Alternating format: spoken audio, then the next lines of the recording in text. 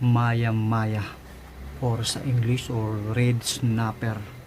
Medyo maliliit lang siya, or langisi kung sa waray, ano. Yan guys, kumukulong siya. Nilagyan ko ng sibuyas, kamatis at luya guys. Yan, ano. Tapos lalagay na natin yung Maya Maya o red snapper.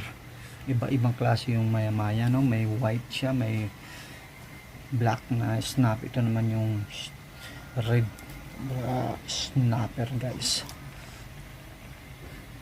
Ayan guys, ano.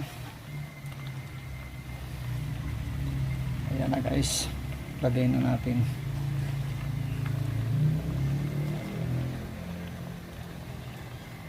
Ayan. Buntot.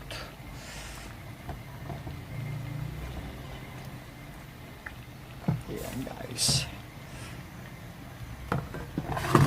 Pag na ano na guys, medyo matagal na ng konti, ilagay na natin yung malunggay at siling haba.